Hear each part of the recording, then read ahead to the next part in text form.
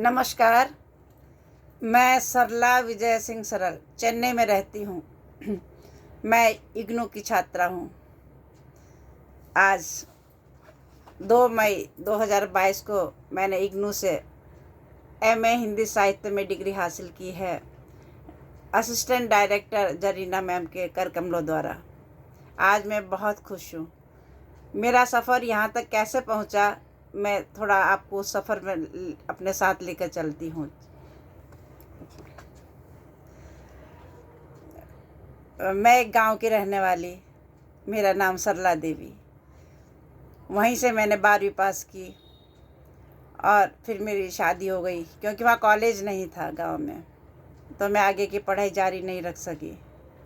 फिर बच्चों की परवरिश, उनकी पढ़ाई, उनके शादी ब्याह सब हो गया। फिर जब मेरा नाती पैदा हुआ तो उस दिन अचानक मेरे मन में कुछ जागा कि सरला, अब तू पढ़ ले, अब तेरी जिम्मेवारियाँ पूरी हो गई हैं। बहू भी आ गई थी। तो फिर मैंने पढ़ने की ठानी। मैं एक यूनिवर्सिटी में गई थी, तो उन्होंने कहा कि वैसे तुम यहाँ से कर सकती हो, लेकिन मैं चाहता हूँ कि तुम इग्नू से करो। तो मैं इग्नू को नहीं जानती थी, इग्नू का नाम मैंने सुना भी नहीं था, क्योंकि घर में ही रहती थी हमेशा। तो उन्होंने मुझे एड्रेस भी बताया। तो लगता है जैसे भगवान किसी भी रूप में आकर मुझे राह दिखा रहे थे। तो मैं फिर जब इग्नू में गई तो मैंने वहाँ पे एडमिशन लिया। एक बार वहाँ पर फॉर्म भरने की ज़रूरत पड़ी थी, तो बहुत घबरा रही थी, क्योंकि 36 साल के बाद मैंने पढ़ना शुरू किया था।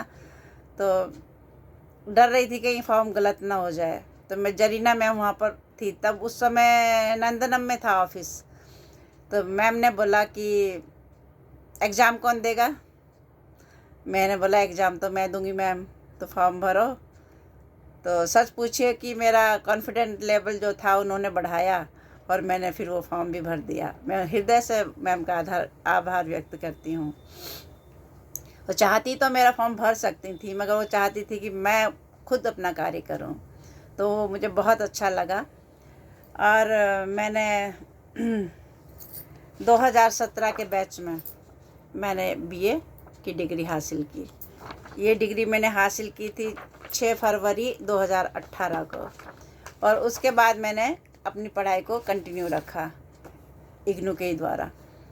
तो मेरा टारगेट था पीएचडी। खैर कोई बात नहीं, अभी एंट्रेंस एग्ज़ाम तो मैंने पीएचडी का दे दिया, मगर रेगुलर होने की वजह से मैं दिल्ली नहीं जा पाऊँगी, क्योंकि इस उम्र में मैं नहीं चाहती कि मैं परिवार से दूर रहूँ।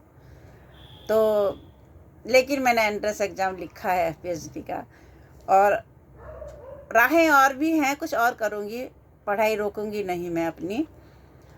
और ये जो मैंने आज डिग्री हासिल की है, ये मुझे बड़ी आसानी से नहीं मिली।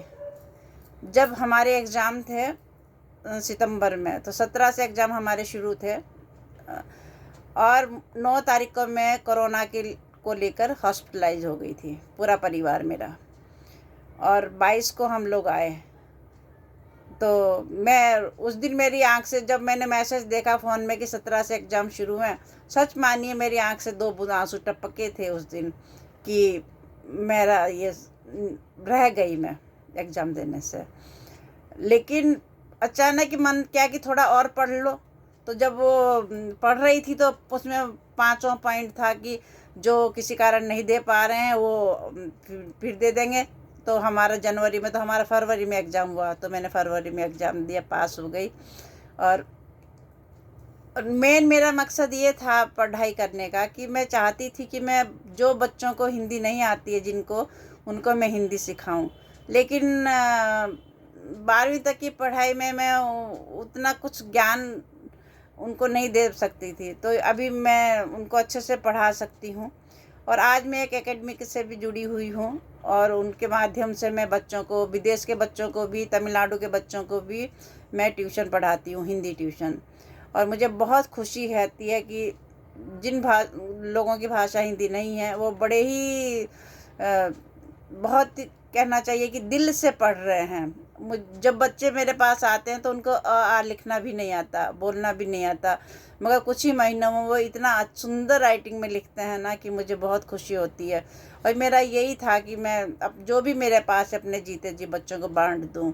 इसके लिए भी मैं अब दिल्ली जाके रहना नहीं चाहती, क्योंकि फिर मेरी ट्यूशन ख़त्म हो जाएगी। और उसमें मेरे सिंगापुर से हैं, दुबई से हैं, अबू धाबी से हैं, तमिलनाडु से हैं, कई जगह से बच्चे मेरे पास पढ़ते हैं। और मुझे बहुत खुशी होती है उन बच्चों को पढ़ाने में, और वो भी बहुत दिल से पढ़ते हैं। तो मेरा मकसद यही था पढ़ने का कि मैं जो भी मेरे पास है मैं सबको बांट दूँ। पीएचडी का था, नहीं कर पाई, कोई बात नहीं, मगर मैं इग्नू का हृदय से आभार व्यक्त करती हूँ। और इस दौरान जब बीए में हमने 1 महीने की ट्रेनिंग ली थी गुरु नानक कॉलेज वेलेचेरी में, तो बहुत अच्छा स्टाफ था, बहुत अच्छे से उन्होंने हमें बताया।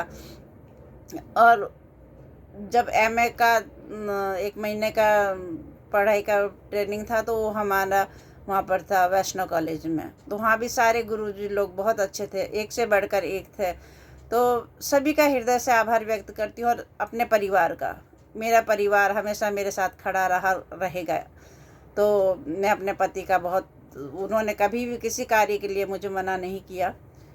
और सच तो यह है कि जब तक परिवार आपके साथ नहीं होता आप कुछ नहीं कर पाते। और पढ़ाई की कोई उम्र नहीं है, जो भी किसी कारणवश ना पढ़ पाया हो, मैं चाहती हूँ कि वो आगे अपनी पढ़ाई जारी रखे। इग्नू में बहुत कम फीस है, ये सबसे बड़ा लाभ है हम जैसे लोगों के लिए कि यहाँ पर फीस बहुत ही कम है। और पढ़ें, अपनी पढ़ाई को जारी रखें। मैं हृदय से आभार व्यक्त करती हूँ इग्नू का और इग्नू के कर्मचारियों का कि वो बहुत ही अच्छे से अपने विद्यार्थियों के साथ में पेश आते हैं। बहुत बहुत धन्यवाद।